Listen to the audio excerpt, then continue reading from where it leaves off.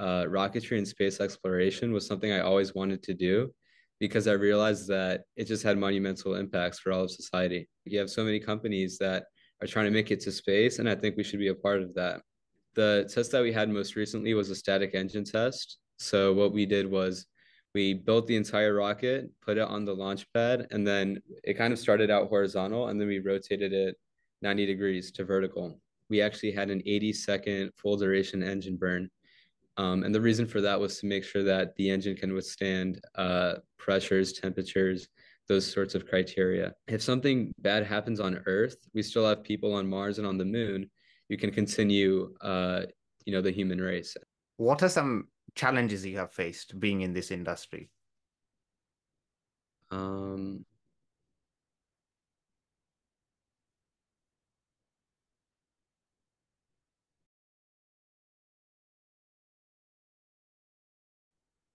Welcome to Capital Tycoon, the place where future innovators come to learn.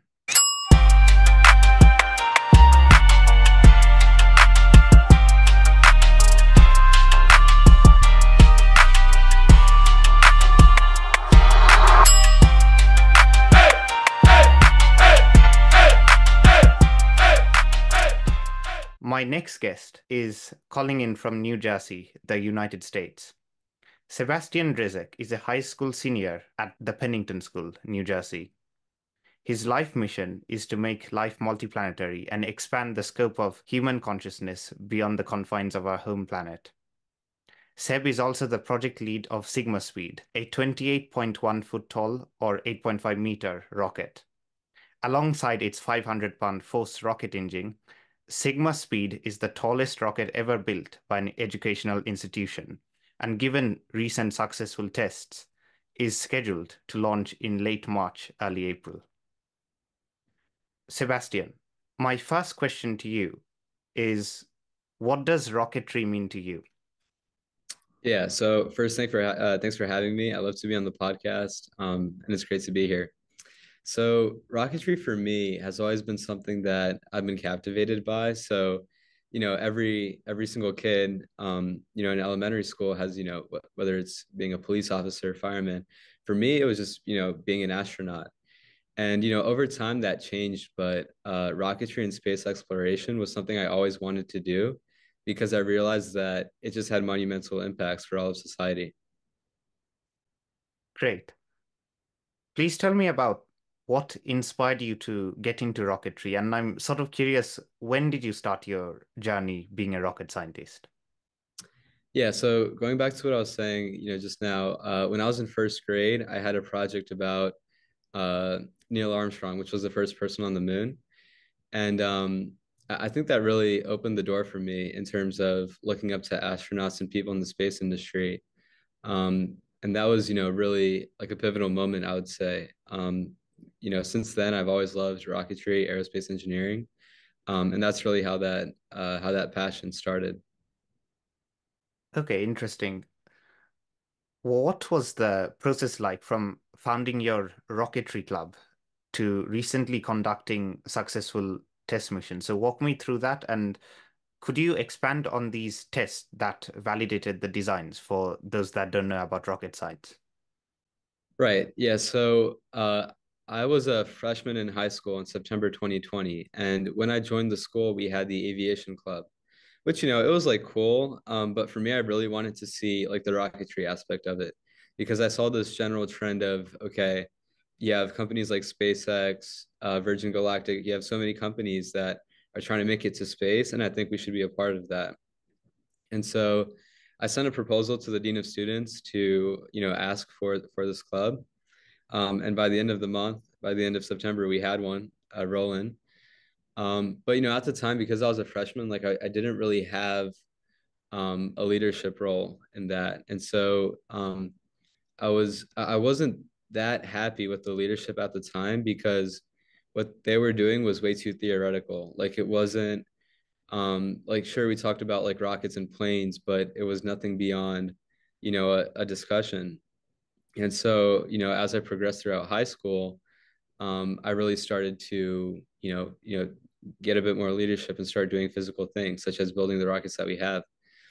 Um, and on the note of the rockets, we test pretty much all the time, which is pretty cool. So uh, the test that we had most recently was a static engine test. So what we did was we built the entire rocket, put it on the launch pad, and then it kind of started out horizontal, and then we rotated it 90 degrees to vertical.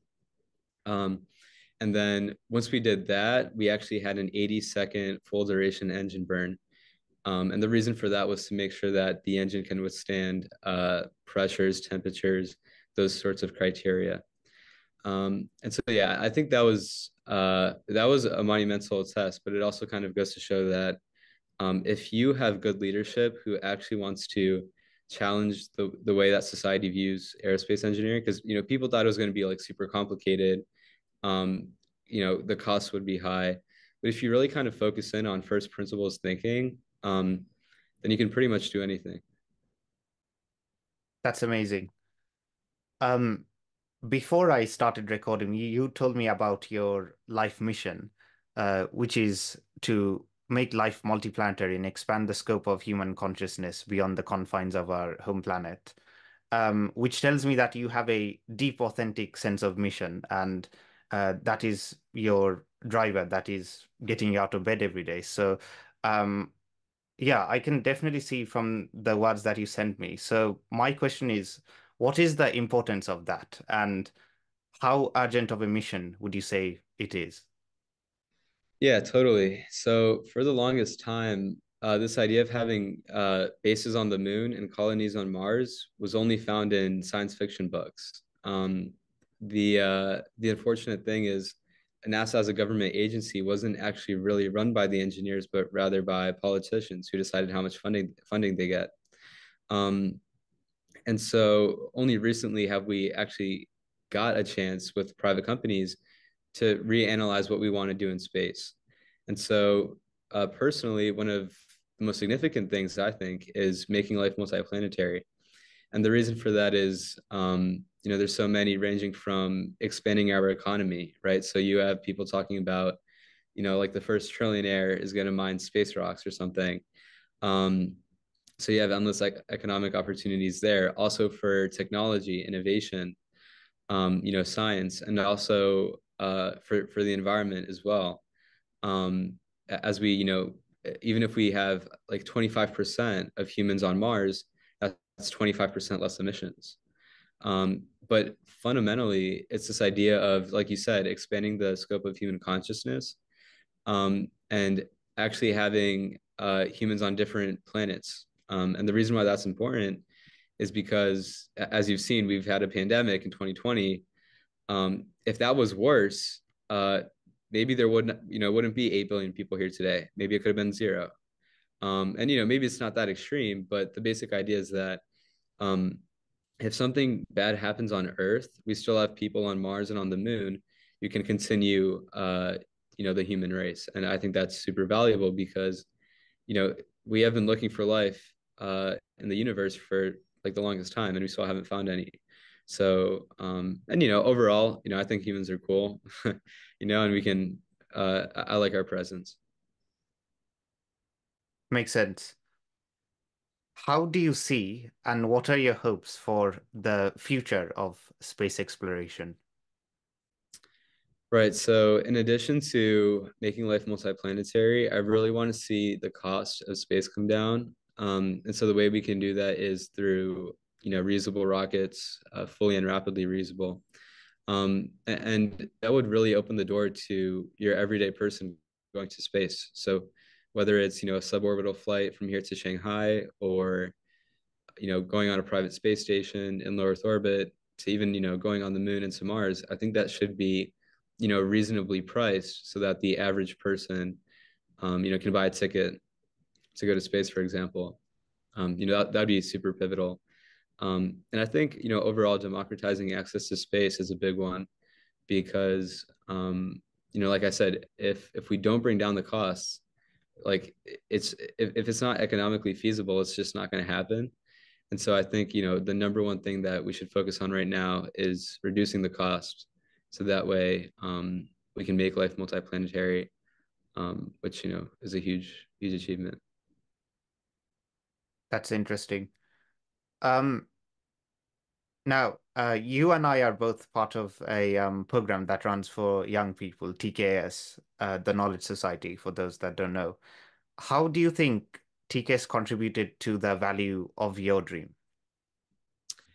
Yeah, so totally. So TKS was really a great program. Not because I met so many people, but I would say mostly because of like the mentality change that I had. Each session that we have, we talk about, this boss mentality, being productive, really, cranking out, a personal brand, all of these things, all of these learn articles. And so TKS really kind of, helped me reevaluate what it meant to be a leader in today's society. And that is super pivotal, especially for when I lead my team, but also, in the future, like for a collegiate rocketry club or an aerospace company. So TKS was super valuable, and it just made me a very direct, concise, and just productive leader overall. Sure.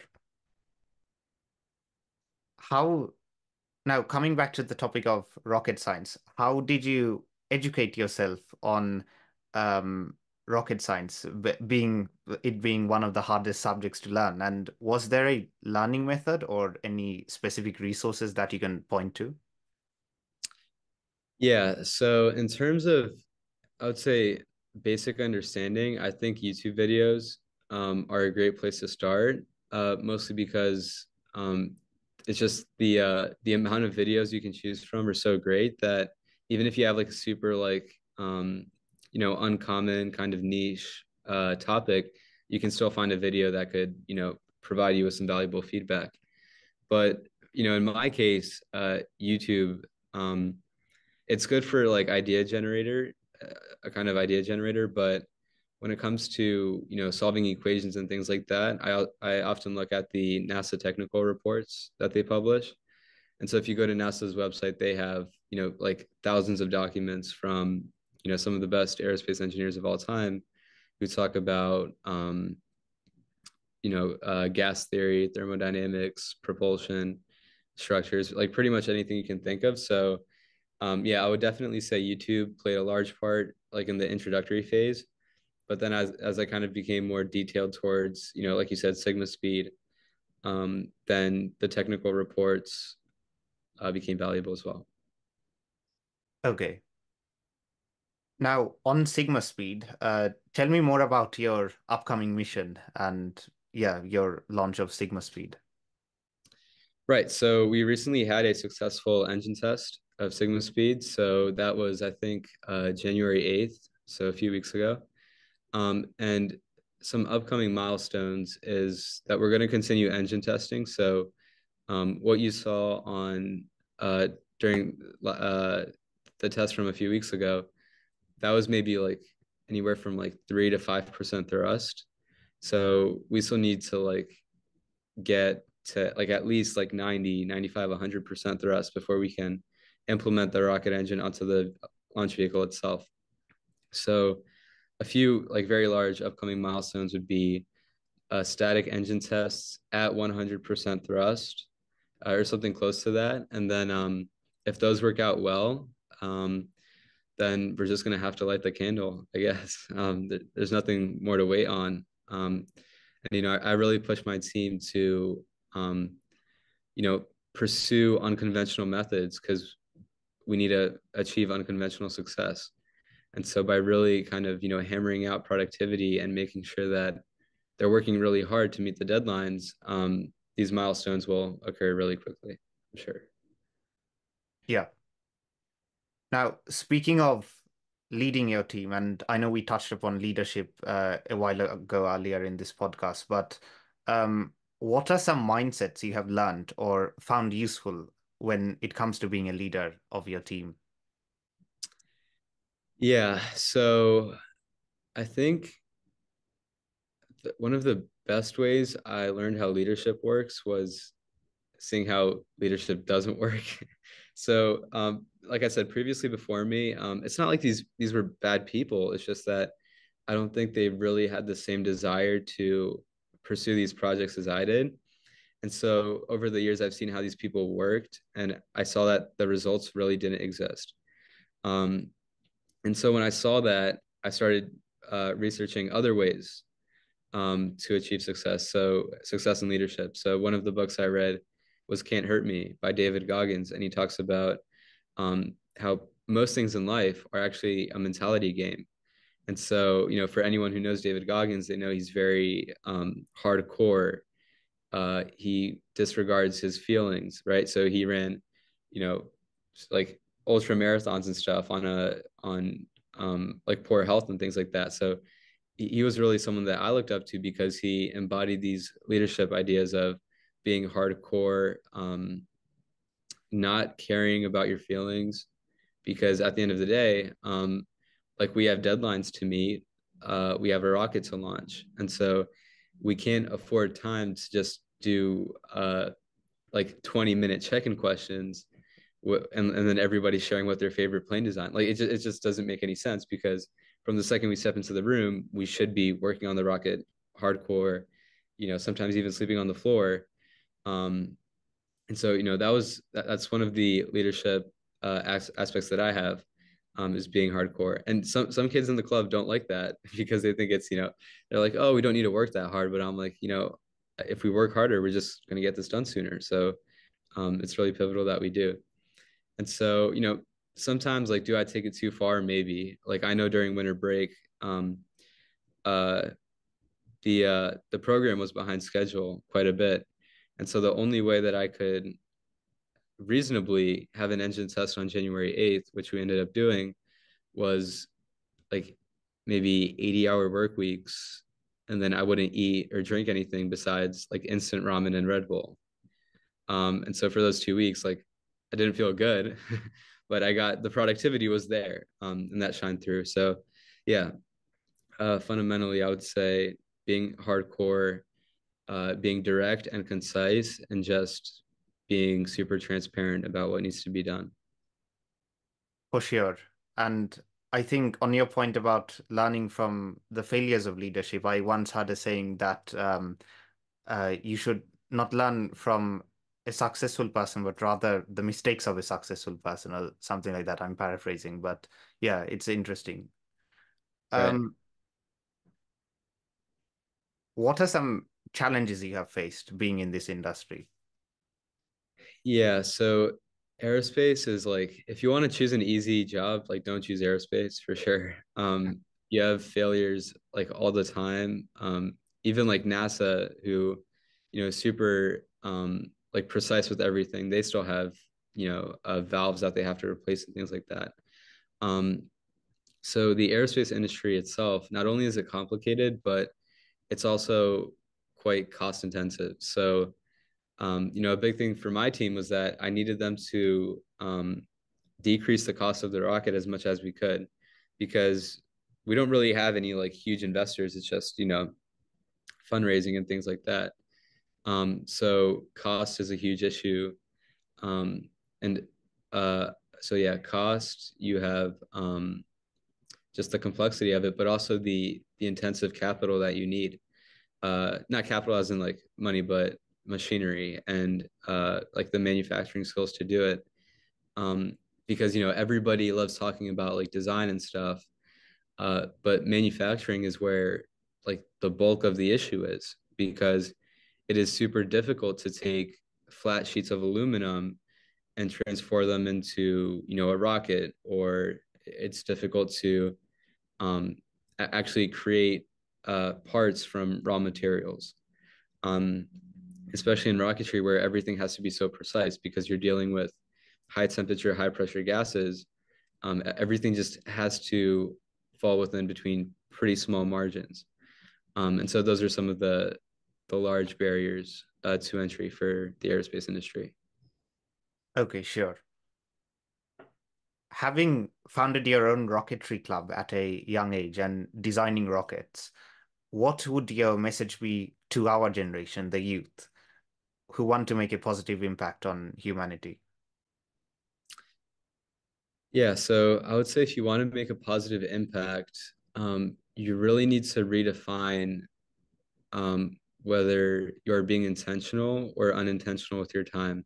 And so we actually talked about this in a TKS session where really passive people um, are just not intentional with their time, obviously. And so if you want to achieve good results, you really need to filter out all of the negative and unproductive things about life, right? Including like parties, the friend group that you don't need. Um, all of these things that weigh you down, you just have to get rid of them, or else you won't be that successful person. And I also listened to Patrick Bet David, and he said the worst person to be is a lazy, ambitious person because they always want to drag you down. They always want to, hinder your progress. And the way that relates to people that want to make a positive impact on society is that um, you just can't relate with them. Like you cannot be friends with them because they obviously want to like ruin you, I guess. And so to really make a positive impact, you also need to follow an unconventional path. And so one of the TKS founders said, to achieve unconventional success, you must follow an unconventional path. Um, and that is maybe like the best quote I ever heard because so many of my friends want unconventional results. They want to be, multi-billionaires. They want to own 10 companies.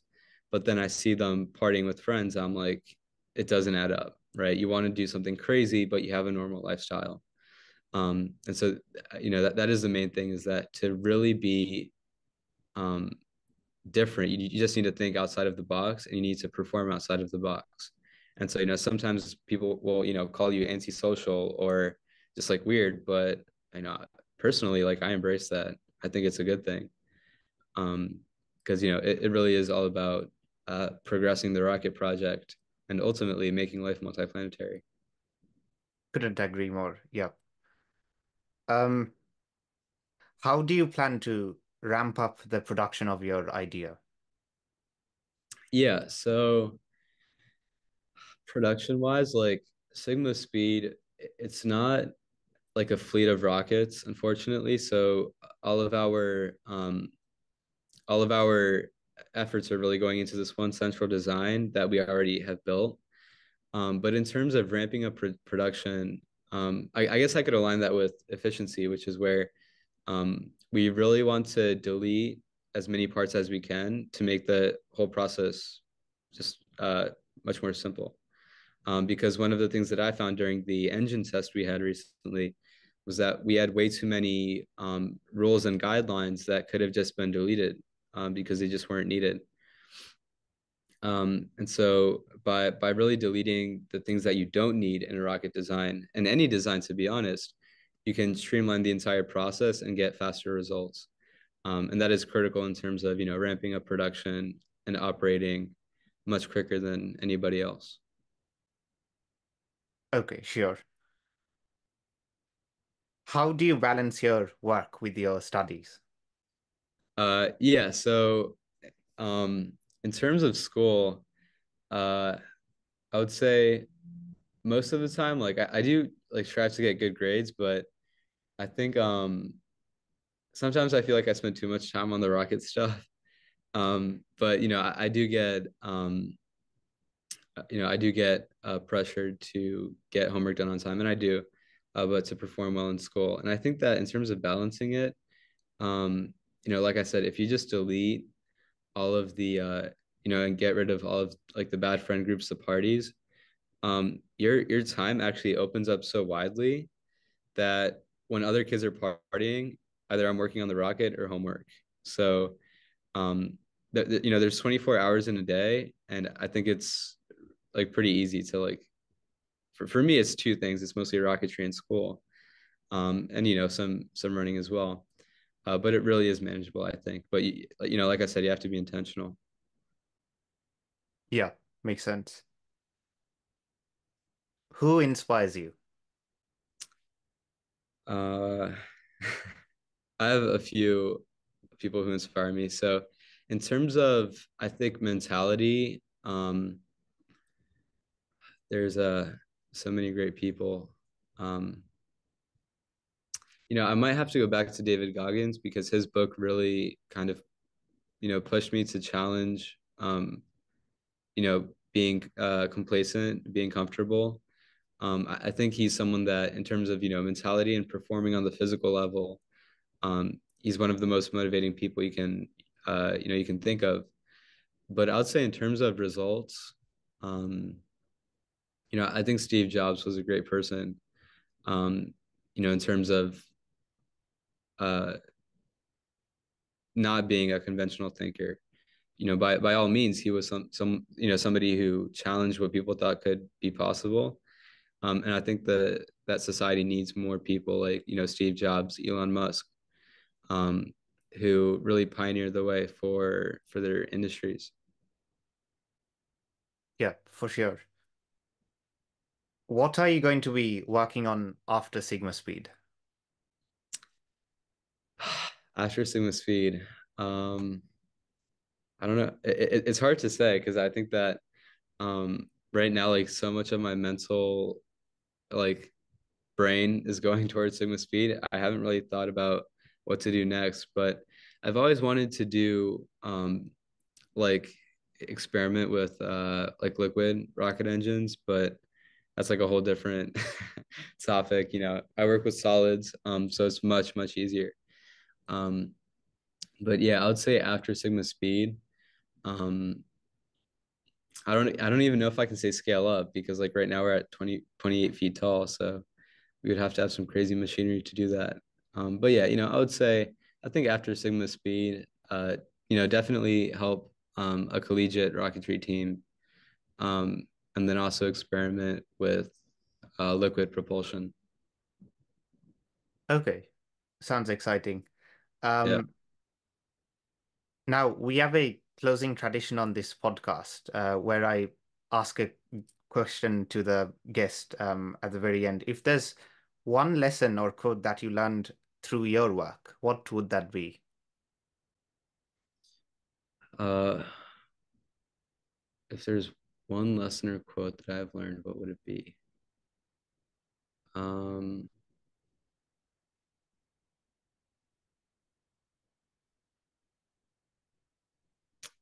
that's actually a good question. Lesson.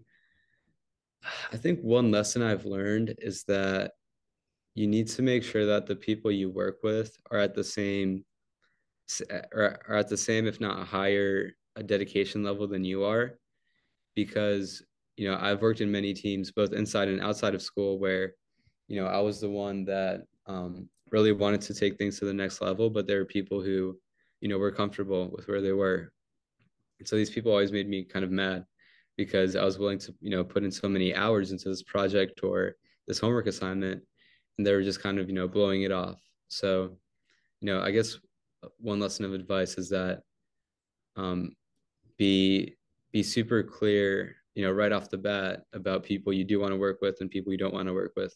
And if there's someone who you don't think is right for the role, just like fire them. Like they're not going to help you at all. So you need to just, get rid of them.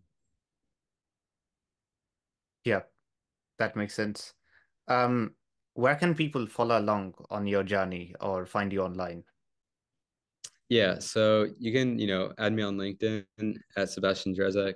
Um, I don't really have like Snapchat. I have a Instagram account, but I don't have like the app on my phone. So I'll probably like not see you on social media. But yeah, you can just, follow me on LinkedIn. I'd love to talk. Yeah. Okay.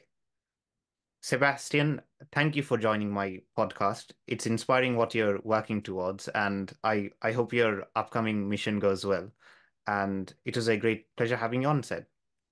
All right. Yeah. Thank you so much.